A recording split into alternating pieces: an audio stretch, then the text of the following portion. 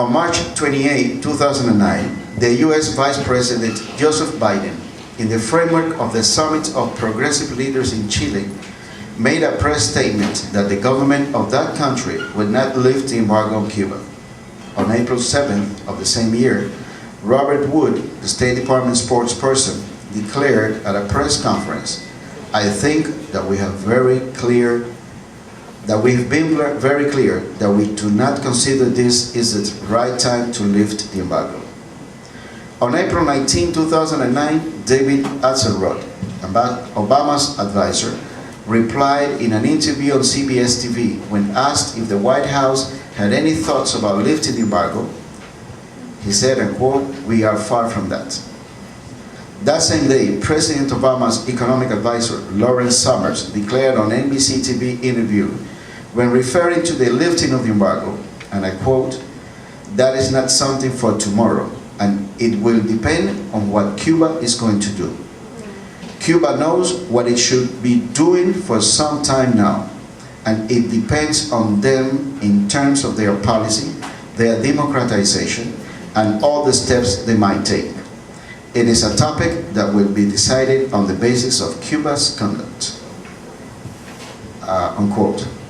It is evident that the US government does not harbor any intention of producing a change in its policy towards Cuba, or of complying with the reiterated resolutions of the United Nations General Assembly that ask the government of that country to put an end to the economic, commercial, and financial embargo against Cuba. On the contrary, the US government continues holding on to unacceptable interfering conditions and demands as a condition for a change of policy towards Cuba. Despite having considerable support in Congress, the press, public opinion, and the business sector that transcended any preceding consensus in American society regarding policy towards Cuba, something that would have allowed him to act with a high level of autonomy, President Obama has stayed well below the expectations created by his speech about the claims from different sectors in the American society and the international community, as well as his prerogatives to change significant policy aspects even without intervention from Congress. By virtue of those prerogatives, and if such political will for that were to exist, President Obama would have had sufficient authority to significantly make the embargo against Cuba more flexible. In that sense, and without the need for mediating congressional approval, the President would have been able to issue a broad range of permits to authorize the following measures, and I number them. Substantially expand travel by Americans and foreigners residing in the United States by a broad interpretation of the 12 categories for travel established by law. For example, establish expansion of educational travel, permits to participate in professional conferences, academic, scientific, student, cultural, sports, religious exchanges, and authorization of humanitarian projects, just to mention a few. Eliminate limits on travel associated expenses, such as accommodations, food, and local transportation, that Americans and Cubans residing in the United States can make when they visit Cuba.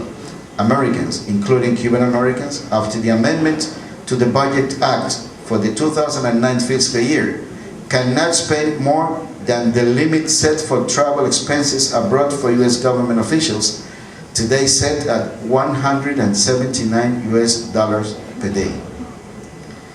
Eliminate the prohibition on use of credit and debit cards, personal checks, traveler's checks, issued by both US and third country banks. Broaden the list of US airports authorized to operate charter flights to Cuba. At the present time, there are only 3 approved: Miami, New York, and Los Angeles. Permit ferry service between the US and Cuba.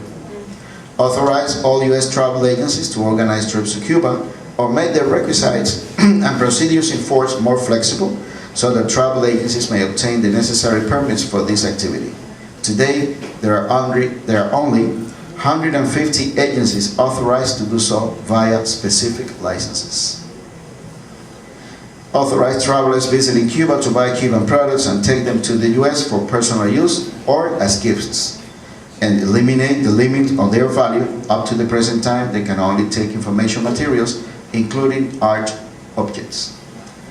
Eliminate the prohibition on Cuban companies to participate in the transportation of U.S. visitors to and from Cuba, or Cuban visitors to and from the United States.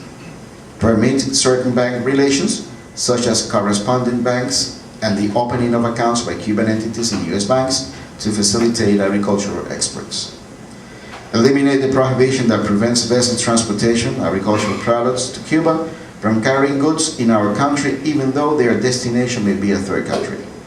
Expand the list of products that may be exported to Cuba to include, for example, insecticides, pesticides, herbicides, agricultural equipment, and even wooden furnitures and objects manufactured with materials having animals or vegetable origins.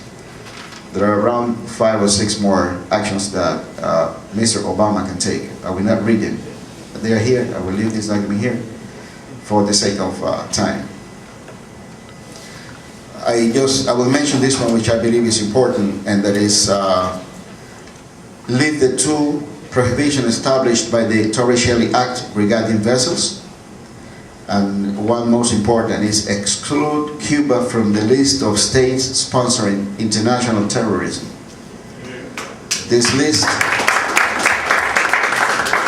was first established in 1982 under the Reagan administration and has remained in effect until today. It involves the application of certain sanctions. These categories are travel for official government business, foreign governments or international organizations, family travel, educational travel, religious for public presentations, sport competitions and exhibitions, travel for activities, etc., etc., etc. Medicine. One of them is a direct impact on a pediatric hospital in Cuba, which operates on children who has cardiac problems, and a lot of the medicine that are required and instruments that are needed to operate on these kids, they are not available simply because they are sold by American companies and they are not allowed to sell that to Cuba. To conclude, and I will rush on this, the embargo against Cuba remains intact. The complicated thicket of laws and legal prohibition governing this policy has not been taken apart. And lastly, let me tell you that once again, Cuba is counting on the support of the international community in its legitimate claim to put an end to the economic, commercial, and financial embargo imposed by the government of the United States. That's about it. Thank you very much.